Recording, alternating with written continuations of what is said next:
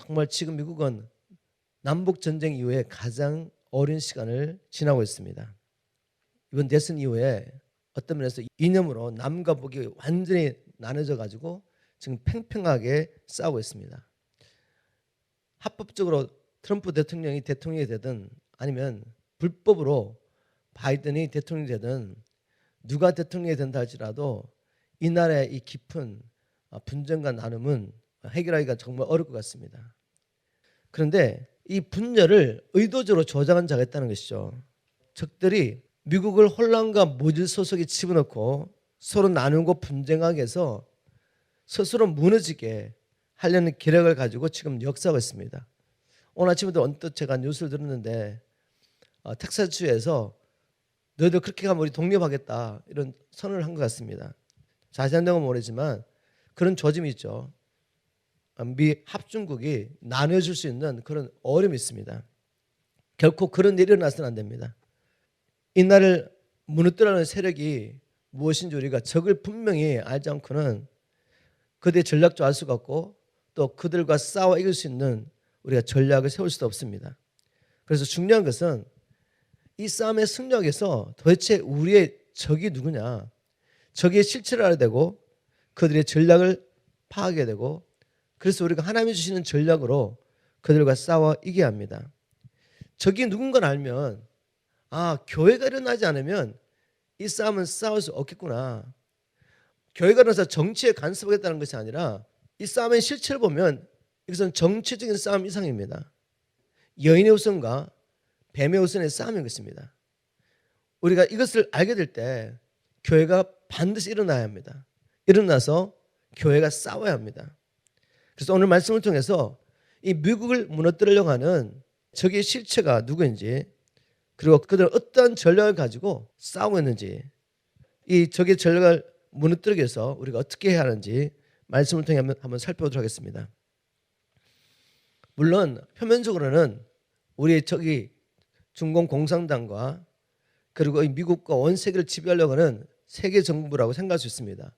그러나 적의 실체는 사실은 이 세상 임금 마귀입니다. 왜냐하면 성경이 그렇게 말하고 있기 때문이죠. 성경은 이 세상을 통치하는 어둠의 영들이 있다고 가르치고 있습니다. 예수님도 마귀라는 존재가 이 세상의 임금이라고 말씀하셨죠. 요한복음 14장 30절 제가 현대는 성경으로 읽어보겠습니다. 주님이 하신 말씀이죠. 이 세상의 임금인 사탄이 접근해 오고 있으므로 내가 너희와 더 이상 말할 시간이 없다. 그러나 그는 내게서 얻을 것이 아무것도 없다. 우리 예수님이 처의 만찬 자리에서 십자가의 고난을 받으시기 전에 하신 말씀이죠. 사단이 지금 예수님께 오고 있다는 거죠. 그렇지만 이 세상 임금 사단은 예수님께 아무것도 상관할 것이 없다. 개혁성 그렇게 번역했는데 즉 예수님은 죄를 짓지 않으셨기 때문에 사단이 아무런 권세를 발휘할 수 없었습니다. 그런데 불구하고 그 사단이 예수님을 십자가에 못 박으며 중대까지 끌고 갔습니다.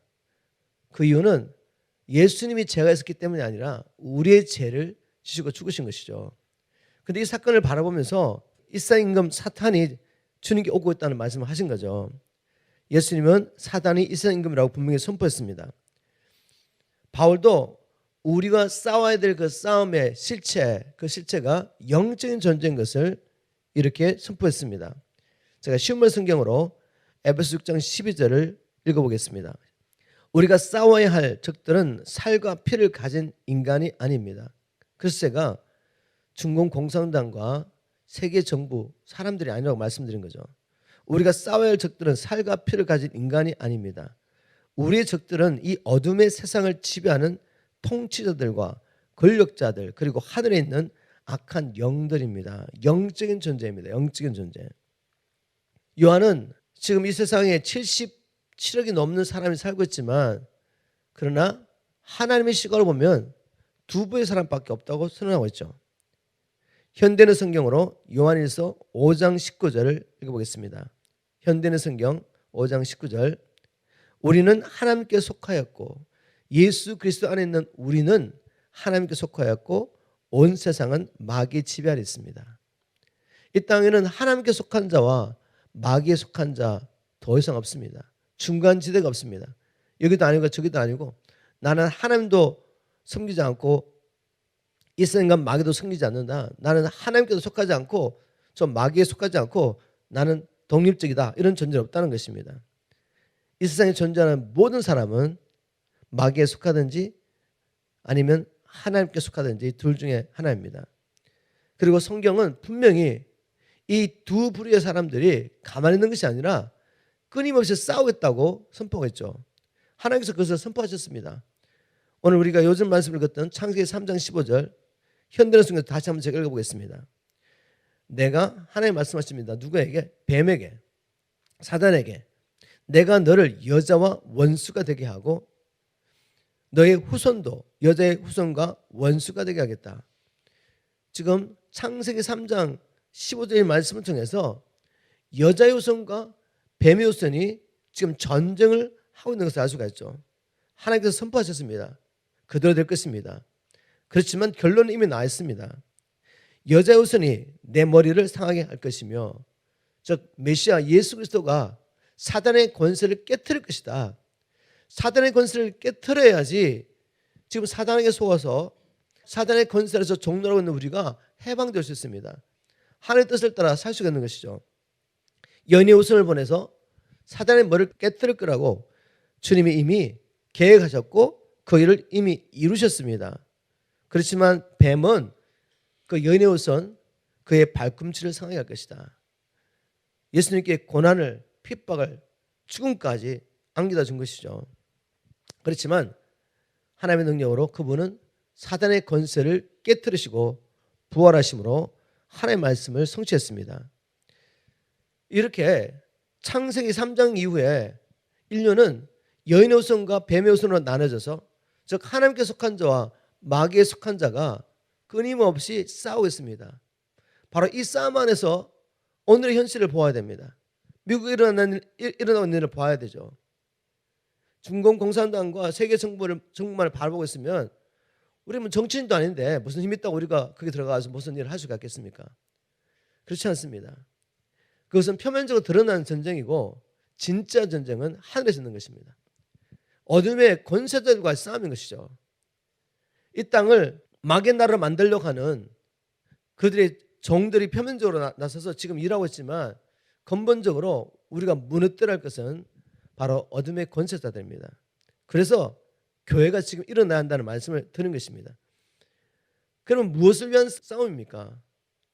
궁극적으로 이 세상을 하나님 나라로 만들 것이냐 아니면 계속해서 마귀의 나라 어둠의 나라로 만들 것이냐 하는 싸움이죠. 이 싸움을 싸우는데 그 전쟁터가 어디냐면 바로 사람의 마음이다. 마음. 사람을 지배하면 세상을 지배하는 것입니다. 그래서 사람의 마음을 누가 차지하느냐 이걸 가지고 싸우고 있는 것입니다. 사람의 마음에 진리가 들어와서 그 사람이 그 진리를 믿고 살면 하나님 나라가 이 땅에 임하겠죠. 반면에 마귀가 던져준 거짓말을 진리인 것처럼 믿고 살면 그 사람을 통해서 또 그 사람이 영향을 미치는 모든 영역 가운데 어둠의 나라, 사단의 나라, 세상 나라가 임하는 것입니다. 그래서 사람의 마음을 지배하는 자가 바로 이 땅을 다스리게 된 것입니다. 사람 안에 진리가 임하든지 아니면 거짓이 임하든지 그 사람의 진리의 말씀에 붙잡혀 살든지 아니면 마귀의 거짓말에 붙잡혀 살든지 그 사람이 가는 그 모든 영역, 정치든지 경제든지 교육이든지 미디어든지 문화든지 아트든지 그 모든 영역 가운데 그 사람 안에 있는 그 사상, 생각, 그 영이 표현되는 것입니다. 그래서 누가 그 사람의 마음을 주장하느냐 하는 것이 하나님 나라가 임하느냐 아니면 사단의 나라, 세상 나라, 마귀의 나라가 임하느냐 하는 것을 결정하는 것입니다. 그런데 이 사람의 마음에 영향을 미치고 있는 존재가 바로 보이지 않지만 하늘에 있는 영들이라는 거죠. 자, 여기서 제가 나누고 싶은 것은 우리가 싸워야 할 대상이 누군가를 분명히 파악하시라는 것입니다. 우리가 싸워야 할 대상은 바울이 선포한 것처럼 정사와 건세와 어둠의 세상 주관자들과 하늘에 있는 악한 영들에 대한 것이지 사람에 대한 것은 아닙니다. 물론 그 영들의 지배를 받는 사람들이 지금 우리 눈에 보일 뿐입니다. 그래서 우리가 먼저 이 적을 파악하고 이 적이 어떤 전략으로 지금 사람들의 마음을 추정하며 세상을 주관하고 있는지 우리가 살펴봐야 됩니다. 자, 이제 우리가 구체적으로 이 싸움을 어떻게 싸울 건지 한번 나눠볼 텐데, 먼저 싸움을 싸우기 전에 싸우는 내가 누구의 편에 서 있는지를, 누구에 속했으면 누구의 편에 서 있는지를 확인해야 됩니다. 그냥 우리가 교회에 있으니까, 교회 다니고 있으니까, 복음의 교리를 그냥 받아들였으니까 하나님께 그냥 자동으로 속하는 게 아니에요. 분명히 성경 말씀 가운데는 우리가 어떻게 하나님께 속할 수 있는지를 보여주고 있습니다. 그리고 하나님께 속한 자는 반드시 그 삶을 통해 열매가 있기 때문에 분명히 알 수가 있습니다. 우리가 하나님께 속하기 전에 이 땅에 태어난 모든 사람들은 먼저 마귀에 속한 자로 태어납니다. 이것을 하나님께서는 구약 성경을 통해서 보여주셨죠. 이스라엘 민족을 통해 보여주셨습니다. 하나님께서 아브라함이라는 사람을 선택하시고 그 아브라함을 통해서 자기의 백성을 내시기를 계획하십니다. 그럼에도 불구하고 하나님 예언하시죠. 아브라함에게, 아브라함의 자식이 한 명도 없을 때 너의 후손이 이방의 계획이 될 것이고 그 이방 나라를 섬기게 될 것이다. 그렇지만 이제 때가 되면 내가 네 백성을 구원할 것이고 그들이 이방 나라에서 나올 때 큰 많은 재물을 갖고 나와서 내가 너와 너의 후손에게 주기로 계획한 이 가나안 땅을 차지하게 될 것이다 라고 창세기 15장 13절 14절에 이미 다 예언하셨습니다. 이게 바로 하나님의 능력이죠. 모든 것을 미리 다 보고 계신 분. 그래서 끝을 말씀하셨습니다. 이미 우리는 이미 성리를 보고 있는 것입니다. 주님 안에서 이미 하나님께 계획하신 모든 일이 이루어진 것을 우리는 계시록의 예언을 통해서 이미 보고 있습니다. 그 끝을 바라보면서 지금 우리가 어떻게 싸울 것을 말씀을 통해 깨닫고 믿음으로 행동해야죠.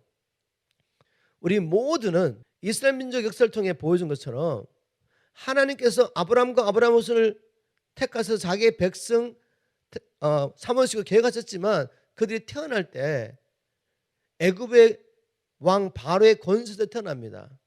이게 다 하나님의 계시죠. 애굽은 세상이고 바로는 이스라엘 임금 마귀입니다. 바로 이스라엘 민족이 택함을 받았지만 그렇게 태어난 것처럼 우리가 창세전에 예수 그리스도 안에서 하나님의 자녀가 되도록 택함을 받았지만 그러나 태어날 때 이 세상에서 마귀의 권세 아래 태어나게 된 것입니다. 바울이 이것을 이렇게 설명했습니다. 에베소서 2장 2절 3절 현대는 성경입니다. 전에는 예수를 믿기 전에 에베소 교회 성도들은 영적 어떤 상태였습니까? 여러분이 세상의 악한 길을 따르고 하늘 아래에 영령을 지배하고 있는 마귀에게 순종하며 살았습니다. 저는 어릴 때부터 교회를 다녔지만 이런 영적인 세계를 몰랐어요.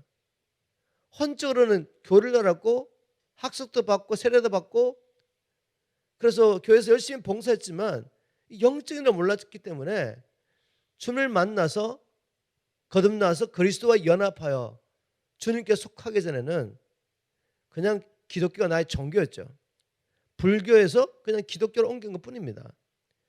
그렇지만 세상에 나가면 세상 사람들과 친구들과 똑같은 야망을 가지고 육신의 정욕과 마음의 오는 것 따라 살면서 마귀를 섬겼는데 전혀 알지 못했습니다. 어느 날 갑자기 이 말씀이 보여지고 믿어지고 경험되어졌습니다. 여러분 저나 여러분 모두가 이 세상에 태어날 때 이 세상에 태어나서 세상의 풍속을 쫓으며 마음에 원하는 것 따라 살면서 보이지 않지만 어둠의 영역 가운데서 우리를 컨트롤하고 있는, 우리를 통해 자기의 뜻을 이루고 있는 마귀를 섬기며 사는 것입니다. 이 마귀는 현재 불순종하는 사람들 가운데 활동하고 있는 영입니다. 불순종이 무엇입니까? 하나님을 믿지 않는 것이죠. 하나님께서 우리를 창조하셨다는 것이죠. 그분의 목적을 따라서. 그래서 우리는 주님의 것이라는 겁니다. 이걸 믿지 않고 내가 주인 되어서 사는 것이죠. 내 인생 내 것이지. 나를 위해서 기독교도 종교로 선택하고 예수 믿고 천국 가려고 나를 위해서 그냥 기독교를 종교로 선택한 뿐이지 저는 주님을 만나기 전에 불순종의 삶을 산 것이죠. 열심히 교회 생활을 했지만 여전히 불순종의 삶을 산 것입니다. 바울이 말합니다. 우리도 전에는 그들과 같이 우리 육체의 욕심을 따라 살며 육체와 마음이 원하는 대로 하여 다른 사람들과 마찬가지로 본래부터 하나님의 노이심을 살 수밖에 없었던 사람이었습니다. 마귀에 속하여 태어나서 마귀의 종으로 태어나서 육체 욕심과 우리 마음대로 살면서 마귀를 왕으로 섬겼기 때문에 그 마귀와 함께 멸망받을 수밖에 없는 우리의 상태를 바로 이렇게 말한 것입니다.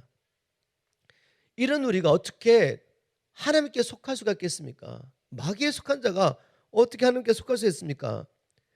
바로 그것이 성경을 통해 우리에게 주신 복음이죠. 복음. 우리가 주인 되어 사는 것이 죄라는 것을 진리의 말씀과 성령의 빛을 통해 깨닫고 복음을 믿으면 하나님께 속한 자가 되는 것입니다. 이사야 예언을 통해서 이 복음을 한번 나눠보도록 하겠습니다. 예수님이 태어나기 700년 전에 이사야가 이사야 53장 5절 6절 말씀을 통해 이렇게 복음을 선포하고 있습니다. 신문 성경 이사야 53장 5절 6절. 그러나 그가 찔린 것은, 여기서 그는 메시아죠. 그가 찔린 것은 우리의 허물 때문이었고 그가 상처를 입은 것은 우리의 죄악 때문이었다. 그처럼 우리 대신에 그가 벌을 받음으로 인해 우리가 평안을 누리고 우리 대신 그가 매를 맞음으로 인해 우리가 고침을 받은 것입니다. 한마디로 말하면 메시아가 우리를 대신하여 우리가 담당할 그 죄를 지시고 죽으셨기 때문에 하나님과 원수됐던 우리, 마귀에 속하여 태어나서 죄만 행했던 우리, 그래서 번열상 진노받을 수밖에 없었던 우리가 하나님과 화목할 수 있겠다는 거죠. 왜? 죄값을 다 우리 대신해서 메시아신 예수 그리스도가 치물었기 때문에. 그리고 죄 가운데 살면서 죄가 들어와서 우리가 경험했던 모든 육신의 질병, 마음의 질병, 영적인 질병, 그 모든 것을 주님이 친히 담당하심으로 우리는 나음을 입었다고 선포합니다. 그리고 6절에 우리의 죄가 무엇인지 분명히 이야기합니다. 그때 우리는 모두 길 잃은 양과 같아서 저마다 각각 제 갈 길로 흩어져 갔지만 주께서는 그에게 우리 모든 죄악을 지게 하셨다. 메시아에게 우리 모든 죄악을 담당시켰는데 우리의 죄가 뭐냐면 죄길을 간 것입니다. 죄길. 하나님은 우리를 창조하시기 전에 이미 창세전에 울량하신 계획을 가지고 우리를 창조하셨는데 우리 이 땅에 태어나서 하나를 모르니까 세상 사람들 사는 대로 내 마음이 원하는 대로 산 것이죠. 죄길로 간 것입니다. 그것이 하나님 보시기에는 멸망받을 수밖에 없는 죄죠. 그것이 나를 위해 사는 것 같지만 보이지 않는 저 어둠의 실체들을 우리가 섬기며 산 것입니다. 그 죄를 우리 주님께서 친히 담당하시고 우리는 살게 하셨다는 것이 복음입니다. 복음. 가장 근본적인 죄는 우리가 하나님을 믿지 않는 것입니다. 하나님은 창조주시고 우리가 그분을 위해서 지음받는 피조물이라는 이 가장 기본적인 태초에 하나님의 천지를 창조하신 이 성경의 첫 절을 믿지 않는 것입니다. 이것을 회개하셔야 돼요. 그래서 우리의 삶을 온전히 주님께 드리는 것, 인정해드리고 하나님께 드리고 예수님을 하여금 우리의 왕에게 하는 것, 그것이 진정한 회개입니다. 회개하고 복을 받아들이면 이제 성령님이 하시는 일이 있습니다. 성령님이 뭘 하시죠? 우리를 그리스도와 연합시킵니다. 고린도전서 12장 13절에 우리는 유대인이든 이방이든 종이든 자유인이든 모두 한 성령님으로 침례를 받아 한 몸이 되었고 한 성령님을 모시고 있습니다. 누구든지 회개하고 주 예수의 이름으로 세례를 받으면 성령을 선물로 주실 것이라고 성령의 충만을 받자마자 베드로가 복음을 선포했죠.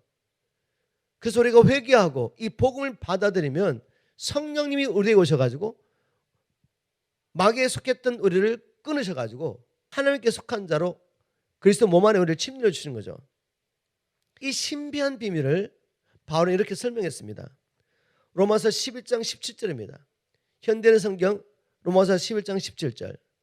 참 감람나무 가지 얼마가 꺾이고 돌감람나무인 여러분이 거기에 접붙여져서 참 감람나무의 뿌리의 양분을 함께 받게 되었습니다.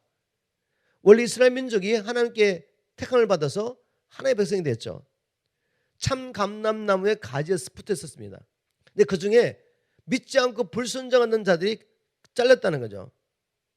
잘리고 대신에 우리는 하나님에서 열매를 맺을 수 없는 돌감람나무에 붙었던 가지인데 그런 우리를 잘라가지고 이 참감람나무에 접붙여 놓은 것입니다. 그래서 이제는 참감람나무의 생명을 먹으며 살 수 있게 된 것입니다. 이건 비유죠, 비유.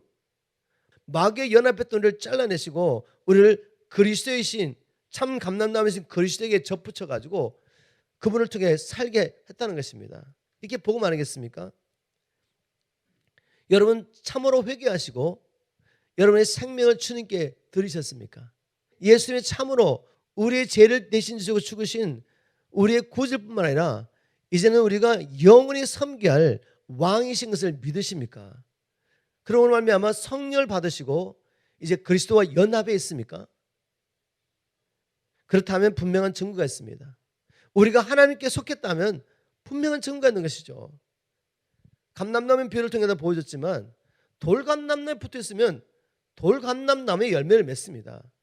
참 감람나무에 우리가 붙어 있다면 이제는 참 감람나무의 그 진액을 먹으면서 우리가 참 감람나무의 열매를 맺는 게 당연하지 않겠습니까? 그래서 예수님께서는 그 열매로 그들을 알리라고 마태복음 7장 20절에 말씀하셨죠. 마태복음 7장 20절 이름으로 그들의 열매로 그들을 알리라. 쉬운 말씀 이렇게 번역했습니다. 그러므로 그 사람이 하는 행동을 보면 그가 어떤 사람인지 알 수 있습니다. 우리가 싸움을 싸우기 전에 내가 누구에게 속했으며 누구의 편에 서 있는지도 모르고 싸우면 되겠습니까? 우리의 소속을 분명히 해야 될 줄 믿습니다. 머리로는 나는 하나님께 속하였어 라고 말하지만 말과 행동을 통해 마치 우리가 여전히 이 세상 임금에 속한 것처럼 세상 사람과 똑같이 말하고 행동해서 되겠습니까? 그래서 우리가 싸우기 전에 내가 누구에 속한지 분명히 우리 정체성을 확인하는 것이 가장 중요합니다. 그리고 이제 제가 세 가지 영역에서 우리가 구체적으로 싸워야 됩니다라는 이야기를 나누고 싶습니다. 우리가 세 가지 영역에서 구체적으로 싸워야 돼요. 막연하게 싸우는 게 아닙니다. 첫 번째 영역, 하늘의 영역이죠. 하늘의 영역. 바로 예수 그리스도의 이름의 권세를 가지고 하나님 나라와 뜻이 이루어지도록 우리가 우리 계신 권세를 믿음으로 사용할 때, 믿음으로 선포하고 기도할 때, 또 이것은 예배를 통해서 우리 사용할 수 있습니다. 예수님이 어떤 분인가를 선포하는 것입니다. 우리가 믿음으로 입을 벌려서 진리를 선포할 때 여러분 영적 어떤 일이 난 줄 아십니까? 하나님께서 이것을 통해서 어둠의 영역, 저 하늘의 영역에 들어가서 우리가 실제적으로 어둠의 영역을 결박하고 무너뜨리고 그들의 계획을 파괴하고 역사가 일어나고 있습니다. 자, 어떻게 이런 일이 나는지 한번 말씀을 통해 보도록 하겠습니다. 다시 한번 신약 성경 에베소 6장 12절 말씀을 보겠습니다. 우리가 먼저 어떤 싸움을 싸워야 되냐? 하늘의 영역에 들어가서 어둠의 세력과 싸워야 됩니다. 이유는 우리가 싸워야 할 적은 살과 피를 가진 인간이 아닙니다. 우리의 적들은 이 어둠의 세상을 지배하는 통치자들과 권력자들 그리고 하늘에 있는 악한 영들이기 때문에 하늘의 영역으로 올라가서 싸워야 하는 것입니다. 하나님께서 우리가 이 싸움에 승리할 수 있도록 이미 예수 안에 우리 모두에게 권세를 주셨습니다. 원수의 모든 능력을 제할 권세를 이미 주셨습니다. 누가복음 10장 19절이죠. 내가 너에게 뱀과 정갈을 밟으며 원수의 모든 능력을 제할 권능을 주었으니 너를 해칠 자가 결코 없으리라.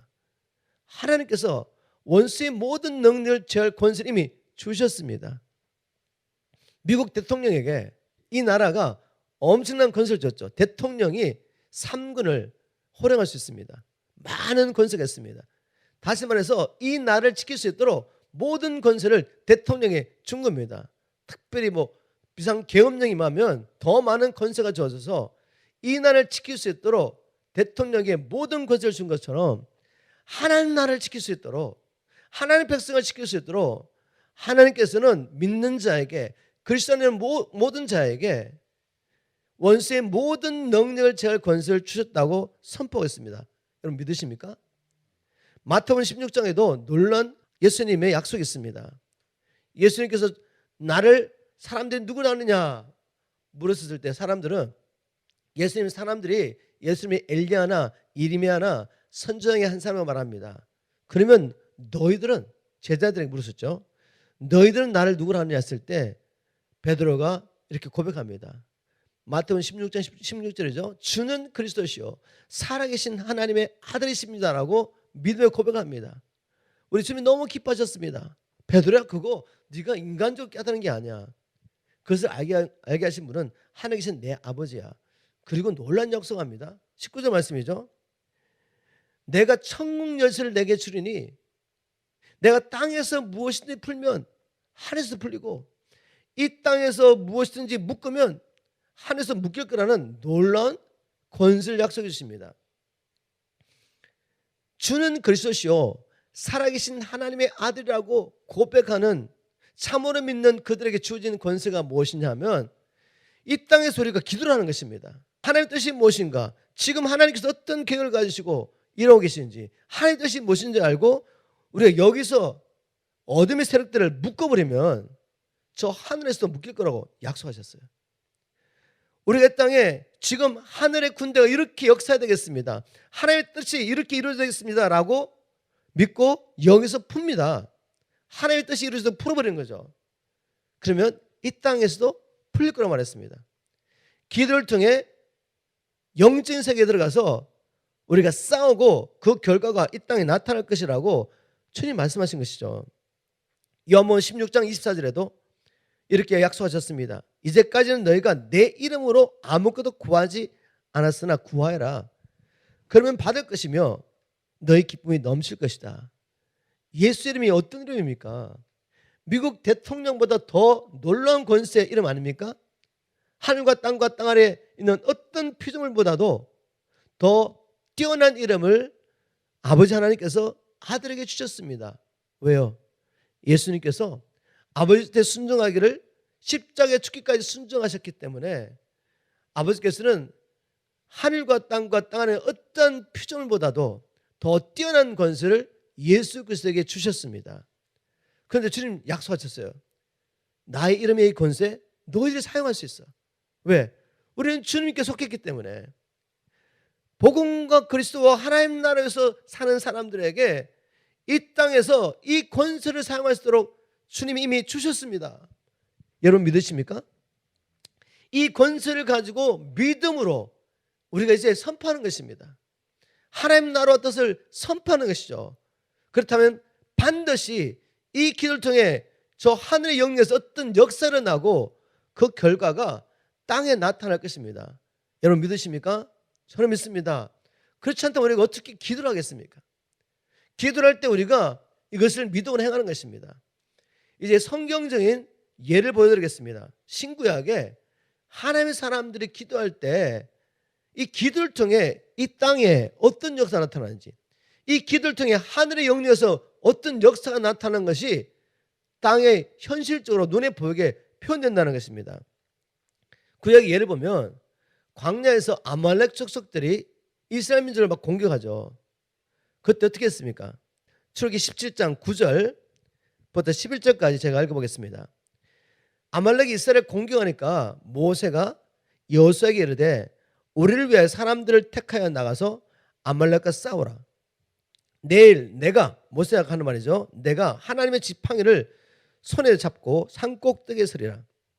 10절에 여호수아가 모세의 말대로 행하여 아말렉과 싸우고 모세와 아론과 훌은 산 꼭대기에 올라가서 모세가 손을 들면 이스라엘이 이기고 손을 내리면 아말렉이 이기더니. 우리 너무나 잘 아는 말씀인데 그냥 성경에 기록되어 있는 뭐 옛날 이야기겠지 그렇게 생각하시면 안 돼요. 이거 왜 기록해놨습니까? 우리가 이것을 알고 이렇게 싸우라고 우리를 위해서 기록한 것입니다. 믿으십니까? 지금 실제적으로 현실적으로는 여호수아가 이스라엘 백성들 가운데서 싸울 만한 사람을 택해가지고 전쟁터 열심히 싸우고 있습니다. 근데 그 전쟁의 승패가 어디에 달렸죠? 모세의 기도에 달렸는 것입니다. 모세의 기도. 모세가 손을 들면 이스라엘이 이기고, 모세가 힘들어서 손을 내리면, 우리가 기도를 쉬면 적들이 이기는 것입니다. 여러분, 이걸 믿으십니까? 왜냐하면 우리의 적의 실체는 눈에 보이는 표면적인 중국 공산당과 세계정부가 아니잖아요. 그 사람들은 하순이고 진짜 적은 하늘에 있는 어둠의 영들입니다. 이 어둠의 영들을 결박하고 제압할 수 있는 권세는 세상 정부에게 주어진 게 아니에요. 교회에게 주어졌습니다. 그러니 우리가 일어나서 기도해야죠. 다른 어떤 것보다 지금은 전쟁이 어떻게 되고 있는지 보고 하나님 앞에 기도하면서 말씀 가운데 하나님의 주시는 성령의 금을 들고 이 성령의 금으로 구체적으로 기도하고 싸워야 됩니다. 여러분 믿으십니까? 신약에도 예가 있죠. 이제 교회가 성령의 기름을 받고 하나님 나라가 강력하게 확장되고 있습니다. 다른 말로 하면 말씀이 흥왕하였다고 말했는데, 이 말씀을 통해 수많은 사람들이 사단의 권세에 있다가 하나님께 돌아오는 부흥이 일어난 것이죠. 이걸 또 막아야 되지 않겠습니까? 그래서 세상의 임금이 자기가 권세를 준 헤롯 왕을 통해 가지고 교회를 핍박합니다. 야곱은 이미 목배어 죽었고, 그걸 보고 종교인이었던 유대인들이 너무 기뻐하는 걸 보면서 이거 기독교 핍박하니까 내가 좀 정치하기 편하겠네. 유대인들이 나를 좋아하네. 그래서 베드로까지 붙잡았습니다. 6월절이 끝나면 죽이려고 잡아놨는데, 그때 베드로는 감옥에 갇혔는데 교회가 뭘 하죠? 사도행전 보겠습니다. 사도행전 12장 5절입니다. 이 베드로는 옥에 갇혔고 교회는 그를 위하여 간절히 하나님께 기도하더라.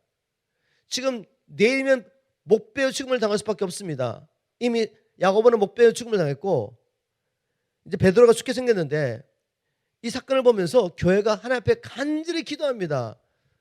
기도가 어떻게 지금 감옥에 갇혀있는 베드로를 건질 수가 있겠습니까? 그런데 역사가 일어납니다. 어떻게 해요? 왜냐하면 땅에 일어나는 역사는 하늘에 있는 역사의 결과에 불과하기 때문에 우리는 얼마든지 눈에 보이는 피지컬, 물질적인 세계에 영향력을 미칠 수 있습니다. 기도를 통해서. 이 원리를 알면. 교회가 기도를 하는데 하나님이 천사를 보내세요. 천사를 보내가지고 초자연적으로 베드로를 감옥에서 건져내십니다. 6절, 사도행전 12장 6절.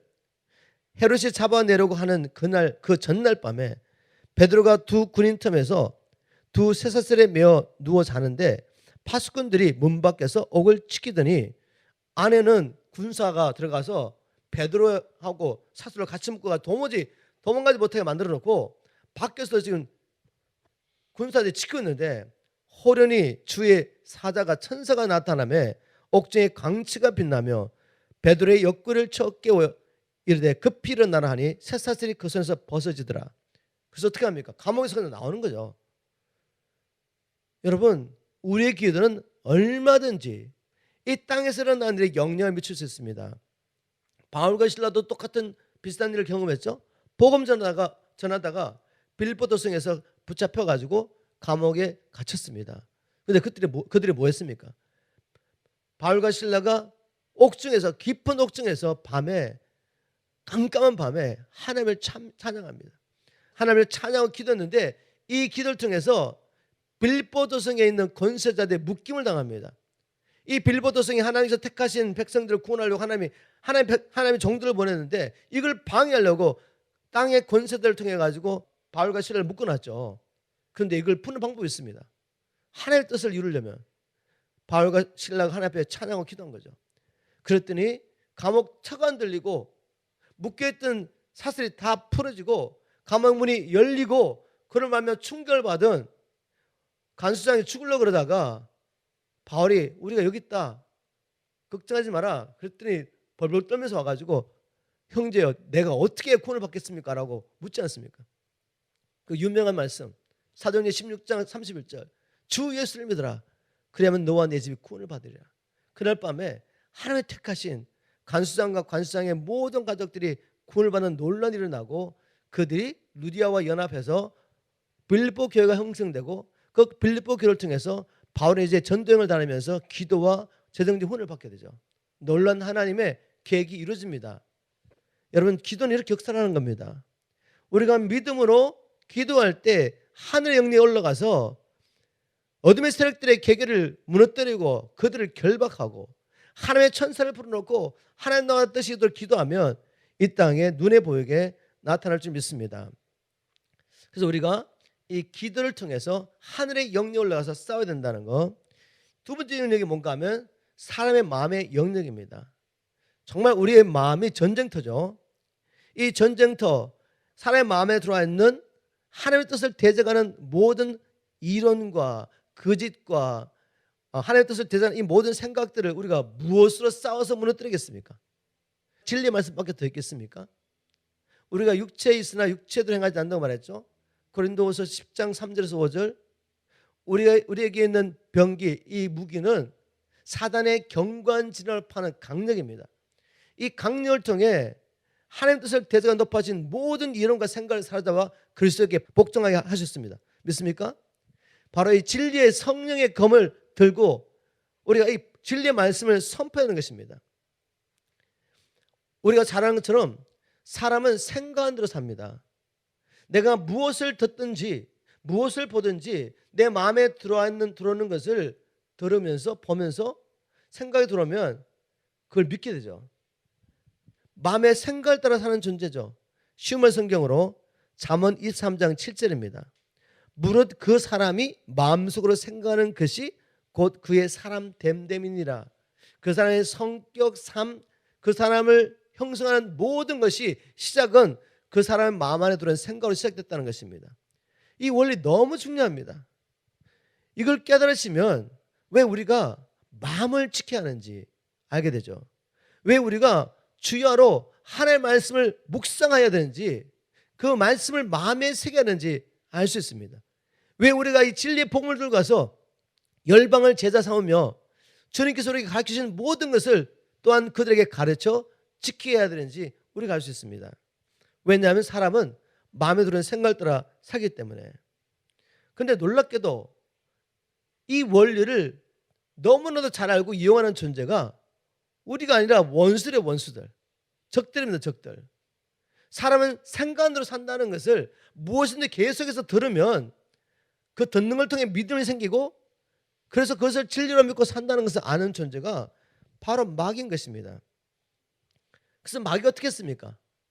에덴 동산에 돌아가지고 아담과 하와에게 하나님의 진리의 말씀을 듣고 그것을 믿고 살고 있는 아담과 하와가 와서 자기의 거짓말을 던져줍니다. 그리고 그 거짓말이 진리인 것을 믿게 만들어버려요. 그랬더니 하나님을 위해서 징을 받은 이 아담과 하와와 그의 후손들이 이제는 마귀 이야기를 듣고 이 거짓말을 믿고 따라가다 보니까 그의 종이 돼서 세상 나라가 되고 어둠의 나라가 된 것입니다. 온 세상은 하나님 나라가 돼야 되는데 이 마귀의 전략을 그들의 종들이 얼마나 잘 사용하는지 몰라요. 아돌프 히틀러의 나치 독일 선전부 장관인 조셉 게벨스는 이런 말을 했습니다. 어떤 말을 했냐면 지금 나치를 위해 가지고 사람들을 막 동원합니다. 사람이 선전부 장관이에요. 근데 어떤 생각을 가지고 동원하고 있는지 보십시오. 특별히 청소년들, 청년들을 막 동원했거든요. 그들이 하려고 하는 그 세계 정복을 위해서 사람을 동원하는데 이 일에 책임을 맡았던 선전부 장관인 조셉 게벨스가 이런 말을 했습니다. 잘 들어보세요. 거짓말을 자주 반복하면 사람들은 그것을 믿을 것이고 심지어 스스로도 그것을 믿게 될 것이다. 거짓말도 계속하면 처음엔 들으면 말도 안 돼라고 생각할 수 있어요. 근데 거짓말도 계속하면 그게 맞는 말인가 봐 믿는다는 거죠. 놀라운 것은 처음에 거짓말하는 사람, 그 사람은 거짓말인 줄 알고 지금 하고 있는 겁니다. 그죠?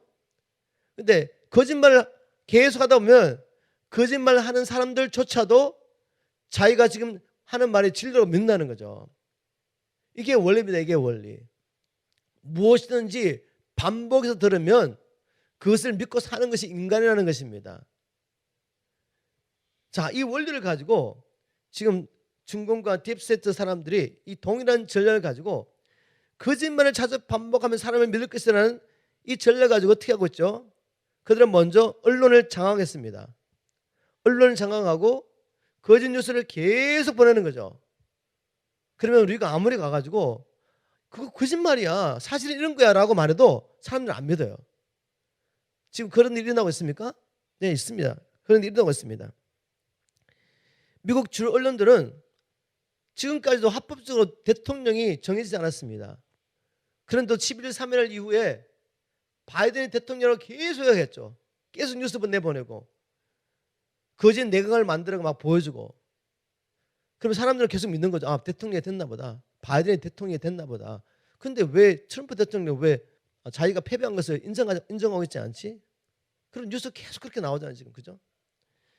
이렇게 거짓말을 반복해가지고 계속 이야기합니다. 이게 바로 이들의 전략입니다. 반복해서 거짓말을 함으로 사람들을 하여금 거짓말이 진리인 것처럼 믿게 만드는 것이 공산주의 국가들이 사는 일반적인 전략이죠. 자, 지금 미국 안에도 사회주의 공산주의를 좋게 생각하면서 그런 나라를 이루려가는 정치인들과 또 영향을 미치는 주류 사회에 많은 엘리트들이 있습니다. 그런데 여러분, 이게 하루아침에 이루어지겠습니까?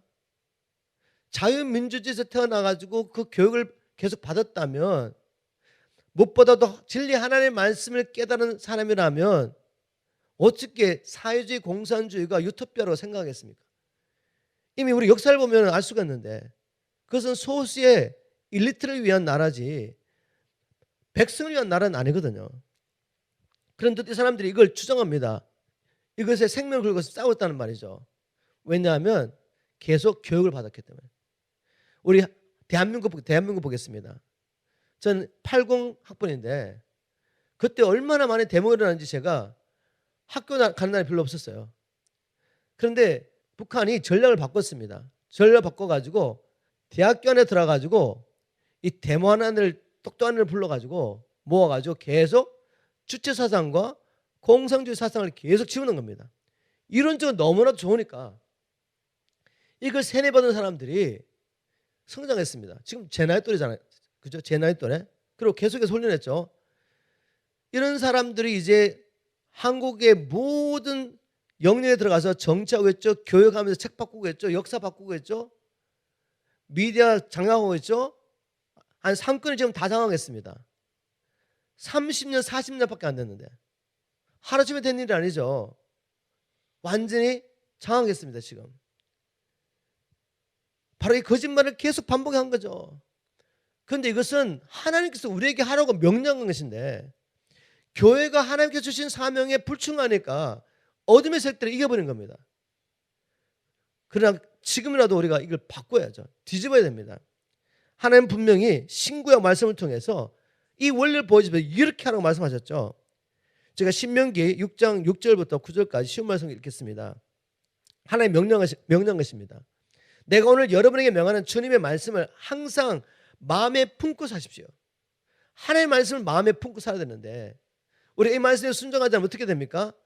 세상에서 자꾸 돌려놓은 것, 뉴스 보는 것, 미디어를 통해 듣는 것, 거짓말 계속 듣고 있는 겁니다. 그런데 주님 말씀하십니다. 하나님의 말씀을 마음에 새겨라. 네가 마음에 새길 뿐만 아니라 이제는 7절에 자녀들에게 교육하라고 말합니다.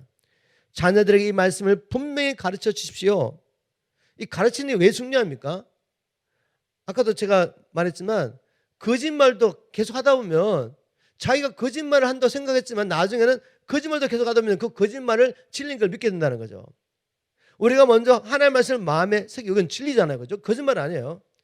진리의 말씀을 마음에 새기고 우리 자녀에게 계속 가르칠 때 내가 가르치면서도 이게 정말 진리구나 라고 더 강력한 믿음이 생긴다는 것입니다. 우리가 하나님의 말씀에 순종했다면 이 나라 이렇게까지 안 가죠. 대한민국 이렇게까지 가지 않습니다. 자녀에게 이 말씀을 분명히 가르쳐 주십시오. 자녀와 함께 앉았을 때, 함께 영할 때, 잠자리에 누울 때나 잠에서 깨어날 때나 항상 이 말씀을 자녀들에게 전해 주십시오. 여러분 이것을 손목에 매달고 다니며 이마에 붙이고 다니십시오. 여러분의 집 문기둥과 대문에도 이 말씀을 써놓으십시오. 끊임없이 하나님의 말씀 마음에 새기고 선포하는 거죠. 왜? 믿음이라는 것은 들으면서 납니다. 거짓에 대한 믿음이든 진리에 대한 믿음이든 들으면서 나는데 내가 무엇을 많이 듣고 있냐가 결국 나를 추정할 수밖에 없어요. 여러분 10년 전, 20년 전, 뭐 몇 년 전에 받았던 은혜 가지고 지금 살 수 있을 것 같습니까? 아담과 하와가 죄가 없이 태어나서 하나님의 말씀만 듣고 살았던 사람인데 마귀가 던져준 말을 듣고 순간 넘어가 버렸는데 정신 차리고 깨어있지 않으면 주의 말씀대로 이렇게 계속해서 항상 우리가 새긴 그 하나님의 말씀을 자녀들에게 또 우리에게 맡겨주신 영혼들에게 선포하지 않으면 우리도 넘어간다는 것이죠. 마태복음 28장 19절 20절 주신 지상 명령은 다른 게 아닙니다. 보십시오. 그러므로 너희는 이미 예수 그리스도를 구주와 주로 믿게 된 이 제자들에게 선포하십니다. 명령하십니다. 너희들은 가서 모든 족속을 제자 삼아 아버지와 아들과 성령 이름으로 침례를 베풀고 내가 너에게 분부한 모든 것을 가르치고 지키게 하라. 우리가 이 명령에 순종해가지고 라이프 스타일로 우리의 삶으로서 계속 복음을 전하는 삶을 산다면 우리를 지킬 수가 있습니다. 우리는 계속 진리를 내가 선포하면서 듣는 것입니다. 우리가 이런 하나님의 말씀에 순종했다면 어떻게 되겠습니까? 우리의 마음이 하나님 나라 되지 않겠습니까? 그리고 거짓이 돌아가지고 지금 세상을 따라 사는 사람들에게 이 말씀을 선포해서 그들의 눈을 열어줬다면 그들의 마음 안에 있는 이 어둠의 세력들, 거짓말들, 하나님을 대적한 모든 생각을 사로잡아서 복종시키고 진리의 말씀으로 정복했다면 어떻게 되겠습니까? 그 사람들도 하나님의 사람이 됐겠죠. 이 마음의 영역에서 우리가 싸워 승리해야 됩니다. 그 다음에 세 번째 영역이 뭐죠? 하늘의 영역에 싸우고 마음의 영역에 싸워서 우리 안에 진리의 말씀이 가득 차면 어떻게 됩니까? 이제는 교회 안에서 연애에서 맺으면 안 되죠. 교회 안에서는 진리를 말하는데 이 세상에 나가가지고 여러분 있는 그 영역 가운데서 진리에 따라 안 살면 안 되잖아요. 우리가 신실하게 하나님을 경외함으로 하나님의 진리의 말씀을 따라 누구를 섬기든지 그 일터에서 하나님을 섬겨서 부지런히 섬겨야죠. 정치라는 사람이라면 사리사욕을 위해서 뇌물 받고 정치하는 게 아니라 하나님의 진리의 말씀을 따라 정치해야죠. 가르치는 사람이라면 자기가 원하는 이론이 아니라 누가 주장하는 이론이 아니라 하나님의 진리의 말씀을 따라 가르쳐야죠. 뉴스를 내보내는 언론이라면 자기가 원하는 거 각자가 보내면 안 되죠. 있는 그대로 그 사실을 전해야죠. 만일 우리가 진리의 말씀으로 가득 차서 믿음의 사람들이 정치, 경제 모든 영역에 들어간다면 어떻게 되겠습니까? 그 삶의 현장에 하나님 나라가 임하는 것입니다. 이제 믿음의 사람의 색깔 분명히 해야 됩니다. 하나님께 속한 자답게 진리를 말해야 됩니다. 정치 영역에서도 경제 영역에서도 교육의 영역에서도 언론인 가운데서도 이렇게 하나님의 나라를 마음에 품고 있는 사람이 가서 하나님의 나라를 살아내야 됩니다. 이게 우리가 삶의 현장에서 싸워야 될 싸움이죠. 제가 마지막으로 하나만 더 나누겠습니다.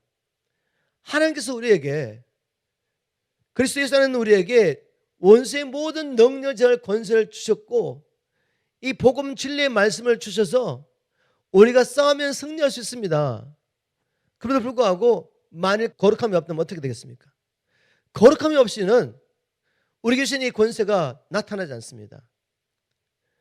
우리가 싸우는 것 같지만 사실은 하나님이 우리와 함께 하심으로 우리가 승리할 수 있는 것이죠.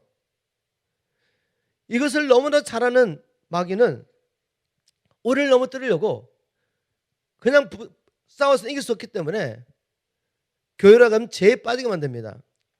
성경과 역사를 통해 보겠습니다.